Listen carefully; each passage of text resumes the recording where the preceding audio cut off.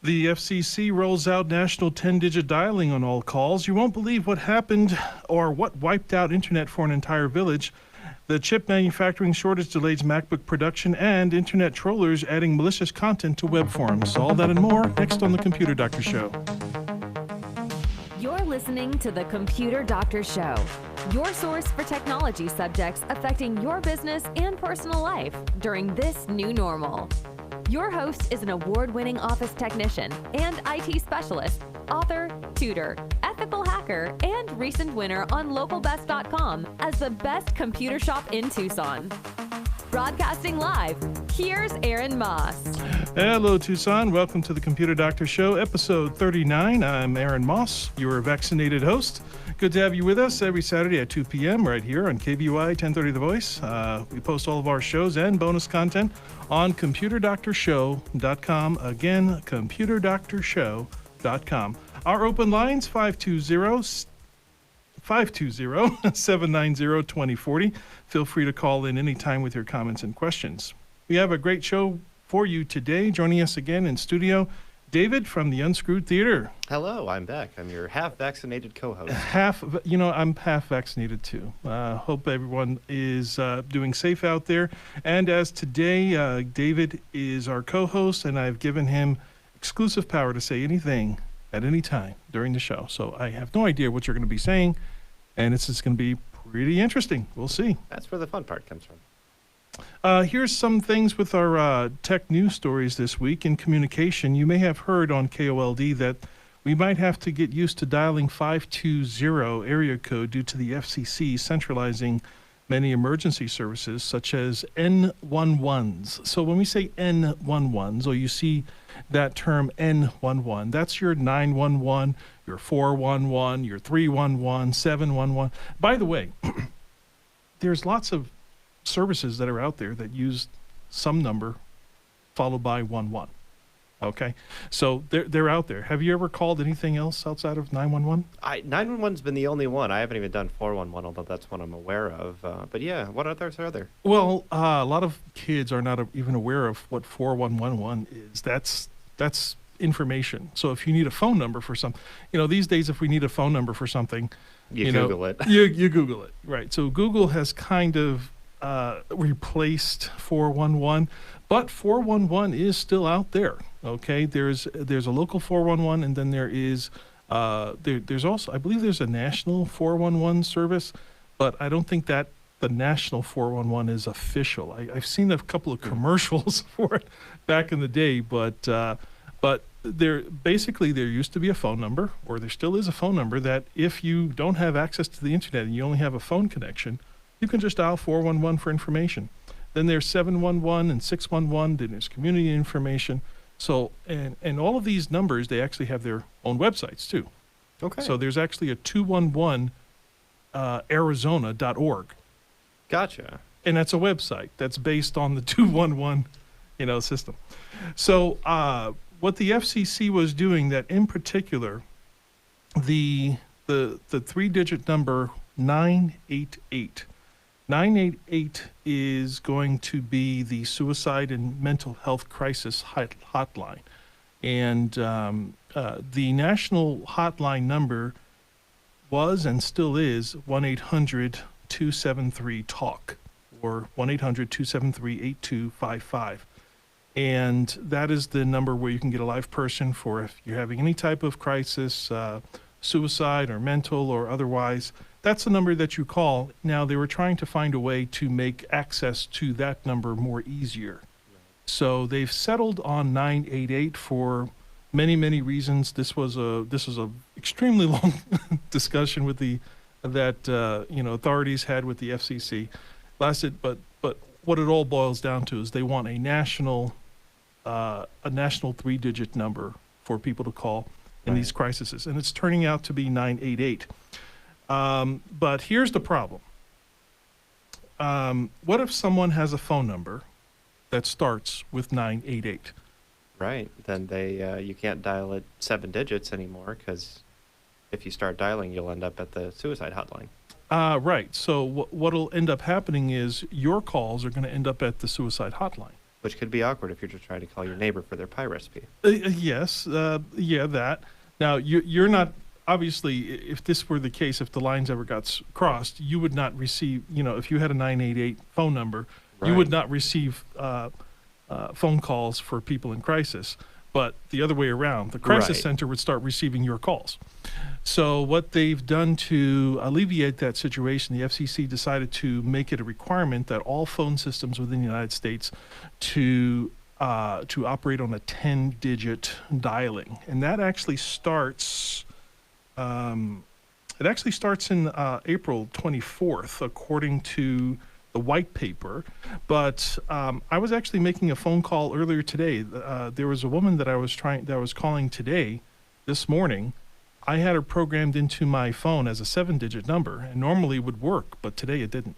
Oh, gotcha. I actually So- I actually had to dial the 520 area code today to make that phone call go through. So some of that's rolling out early, you think? It must be, but the white paper said something about April 24th was the time that it would start, but I'm not so sure if that was like a national paper. Okay, so it was something that would have affected everybody, but they're saying maybe by the 24th or April 24th, and maybe it's already started already, Right. that we're going to have to start dialing these 10-digit codes. Now, it's fine if you're the one that's dialing, okay? But what about all of these phone numbers that are automatic? Let's say like your security system, Right. okay? Somebody breaks into your house, and now your security system is dialing this 7-digit number.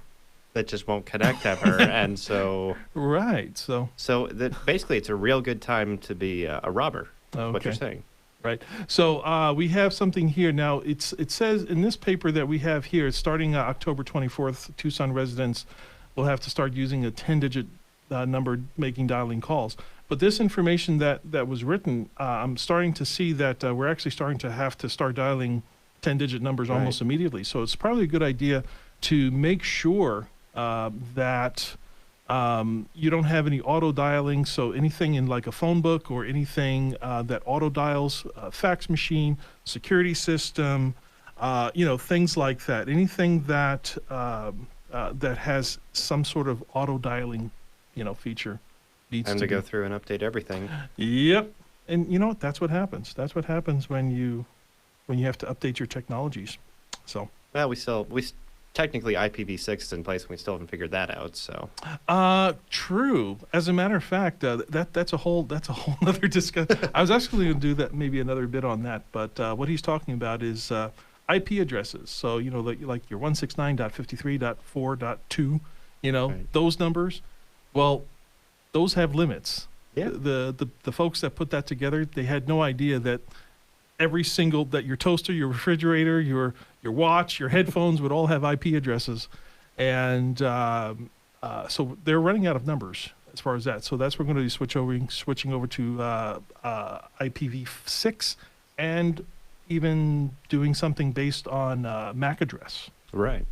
So that's where the future is, at least on this planet. When we go to Mars, Well, they can use IPv4 because they don't have as many devices. Right, they can start that whole thing over. But next up on the news here, 6 months ago I'm going to pronounce it Aberhausen, Probably which something is, like that. which is a small village in the country of Wales. For quite some time, they were experiencing dropouts of their broadband internet at exactly 7 a.m. every morning for about an 18-month period. So what do you think that was? So every morning, exactly at 7 a.m., like clockwork, That is, internet drops. yeah. That for an entire village, that's insane. I couldn't even begin to imagine what would cause that. But Well, now, this is actually kind of funny because the internet company that was out there, this is broadband internet. So this is not cable internet. Or fiber optic Right. internet. This is just old school broadband. That actually kind of sounds funny. Old school broadband, but it's copper lines. Yes, exactly. So what they did was they started replacing lines. They started doing all kinds of testing and all kinds of this, that, and the other, Right. replacing routers, They spent a ton of money trying to figure out what this was. So as a final resort, the local internet company there hired a crack squad of experts from around the UK to do one final test to see if the fault was being caused by a phenomenon known as SHINE, SHINE, which stands for Single High Level Impulse Noise. So that happens when an interference is generated as a burst of noise. This is electronic noise, such as when a device is powered on or off. By using a device called a spectrum analyzer, the team walked up and down the village, and it just happened to be raining that day. So they were walking up and down at 6 a.m. to see if they can find this electrical noise that happens at exactly 7 a.m. And just like clockwork, at 7 a.m., it happened. The device picked up a large burst of electrical interference in the village. Now, what do you think was the source of this electrical? I'm going to go with the world's oldest microwave. Okay, that's not a bad idea. That's a very, very good guess, because not sure if you're aware, but a microwave oven Right. has that grid on it, and it's supposed to block microwaves from exiting, or it's supposed to concentrate all of the microwaves inside of itself. But I've With it- definitely seen where somebody uses that in the break room and the whole office goes down. Yes, exactly. I'm very familiar with that phenomena. Yes, so something like that. But what it was there was a very old man in a very old house with a very old tube TV, an old TV set. Right. And every morning he gets up out of bed and he turns on the TV. And that action of turning on that TV wiped out the entire village of its internet. Now, obviously, they approached the old man. And obviously, he was unaware that he was causing this big problem. Well, of course. And I'm not sure. I think the village should buy him a new TV. I mean, that makes sense. Get him a big old plasma something, and won't be a problem anymore. Hopefully, he won't lose the remote. Maybe he's just so used to just pushing the button on that That TV. is the danger. Well, even the new TVs have buttons because they know we're only human. Right. So if you are having trouble with your internet service inside your house and you have a really, really old tube TV, That might be one. that might be the reason why. I remember as a child, if I ever dropped anything behind our tube TV in our house and I had to go behind it, even when the TV was off, I can feel like the energy like coming off the back of the TV. So there's all kinds of, microbursts and all kinds of things that happen in there. So, hey. But, this even goes back even to the days, even that are affected today, that when you go into a hospital, you have to turn off, it used to be Right. that you would have to turn off all your electronic devices when you walk into a hospital. There would be signs, shut off your phone, shut off pagers, things like that. Even today, when you get on a flight, Right. you have to shut off all your electronics. Okay. They've got the companies that make the electronics have gotten stricter with not letting out as much radiation and signals, but it's definitely you wouldn't want to risk a plane flight on what the current standards are. Yeah, you want a nice clear connection between your pilot and the tower. Amen. You don't want that to happen. Okay. Well, in this part of the program, we just wanted to talk a little bit about something that happens about a new way, and this was reported by PC Magazine this week, about another malicious way that content can creep into your computer, and it's through web forms. And we know that there's maybe a lot of people out there that may have their own website. If you have a website, usually there's a contact tab on there, Right. and that usually brings you to a web form. Now, that web form usually has a section for a message. So you type out your message, but what people are doing is they're putting in malicious code into that message, okay, and it appears a certain way on the other end. Sometimes it can appear as a link, hoping that the operator of that website will click on it. will click on this link, or saying that they have a complaint, or that they'll make a message in such a way that would make the owner of that website want to click that link. Exactly. And now they've got getting you. But that's just one of these other ways that the way that stuff gets into your computer. Not to mention Google shared files. If you share a Google file with somebody, okay, it just appears in their Google account, Right. whether they're aware of it or not. It just appears there. Okay, and the same thing is also true when you're using apps such as WhatsApp. Like if I were to send you a WhatsApp video and you hit play, it doesn't play. It will play within the app, but it's also downloaded it Right. into your into your folder. So you have to be careful, when you make sure, even if somebody sends you a cute little video or something, you got to make sure there's got to be something in place where you're not putting yourself in danger by some of these malicious things. Absolutely. Up next on the Computer Doctor Online Protection 101, our open lines, 520-790-2040, for any questions on that part. This is the Computer Doctor Show. We'll be right back after this quick break. Stay tuned. Ugly Goose Car Rental is new in Tucson, providing a low-cost auto rental alternative for just $100 per week. The only catch? The cars are ugly, but very safe and reliable to get you to work, school, shopping, and all your important appointments. To reserve your $100 a week car rental, call Ugly Goose Car Rental at 520-261-0439. Again, 520-261-0439. Solar is popping up all over town. Why?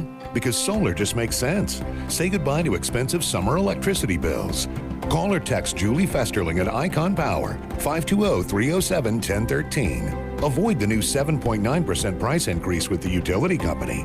Call Julie at 520-307-1013. Icon Power will help you take control of your electric bill. Perfect Look Photography is a photography business that serves individuals, families, wedding parties, children's parties, quinceañeras, and family reunions. We also do headshots for actors and model portfolios. We photograph all types of events in Tucson and communities in Pima and Santa Cruz counties. In addition, we provide more types of photos than any photographer in Tucson, including green screen, art photography, montages, and DVD slideshows. We provide great photos at great prices. For more information or to get a quote, please call 499-4209.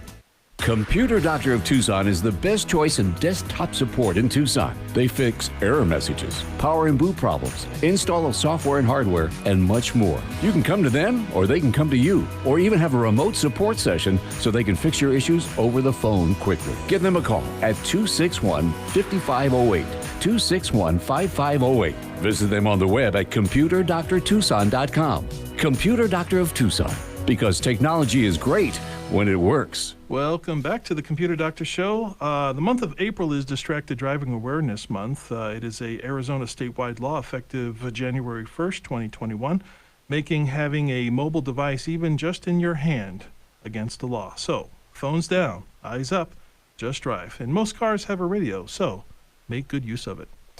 Notable tech anniversaries this week. Today is April 10th, 2021. The first cell phone was released by Motorola on April 3rd, 1973.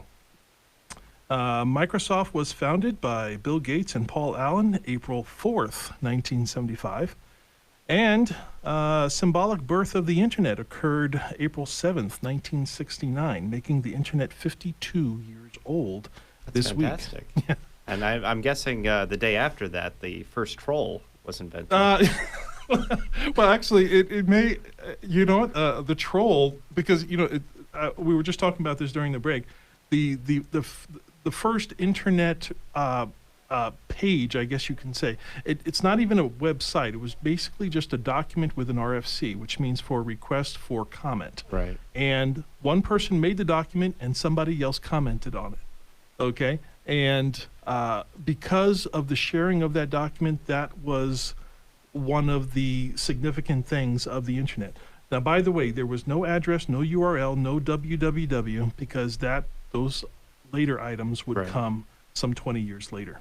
But it's still very interesting. Yeah. Before we get into our next segment, David, what can you tell us about the Unscrewed Theater? Well, we just had a wonderfully successful fundraiser for Arizona Gives Day on Tuesday. We had a special show that night, and we raised almost $5,000, which is all going to go towards new health and safety things that we're working on for the theater to make sure when our audience is able to come back that they are as safe and healthy as possible.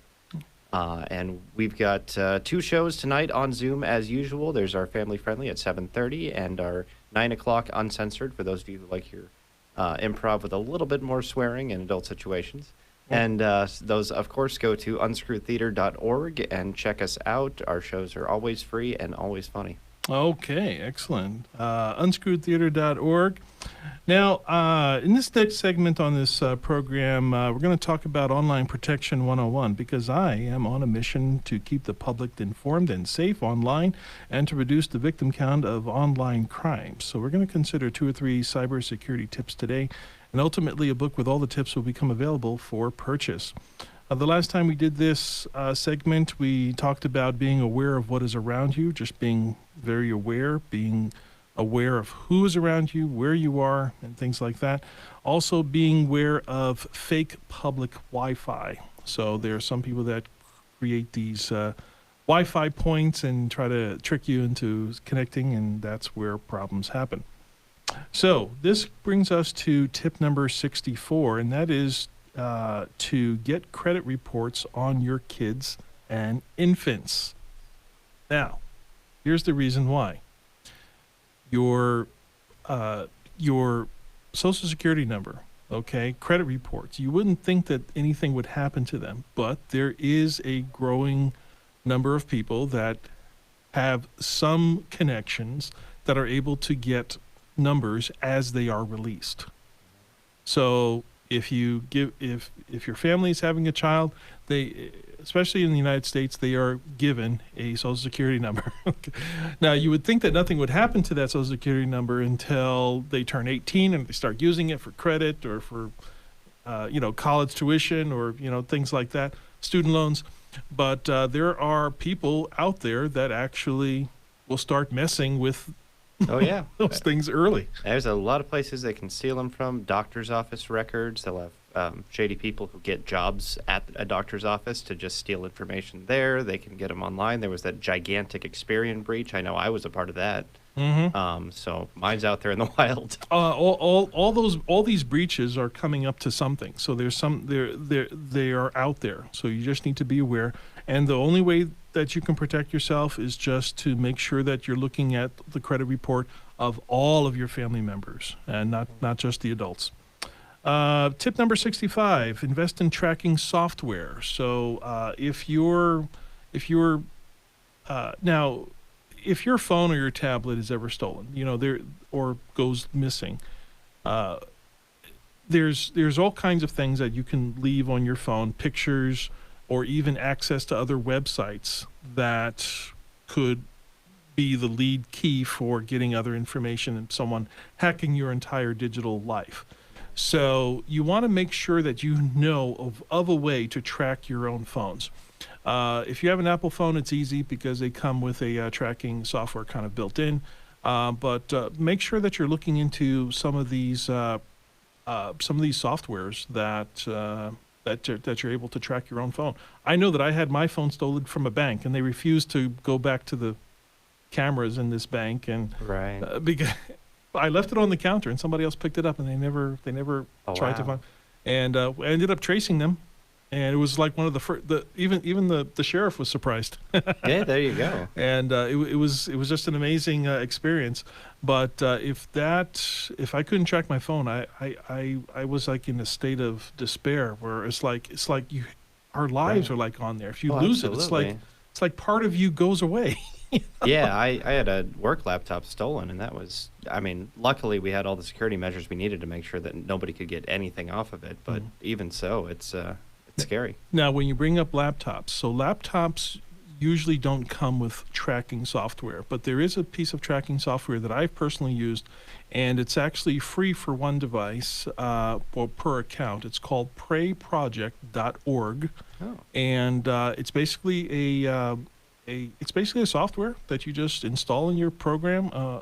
You just install it onto the laptop, and there's a whole, you create a file and all that, and it tracks it. Awesome. And there's actually a button where you can push that says that it's been stolen. And at that very moment, The next time somebody opens it up, it'll turn on the webcam, take a picture of the person that's at the computer, and then email it to you with a map of everything that they are. It is fantastic. It's amazing stuff. We're running out of time, but I wanted you to make sure that you listen to our show next week. We're going to have another excellent show. My name is Aaron Moss, your host and technology expert. David is our co-host. Tom Fairbanks is at the control board. Listen to the Computer Doctor Show every Saturday at 2 p.m. right here at KBY, 1030 The Voice. We'll see you next week.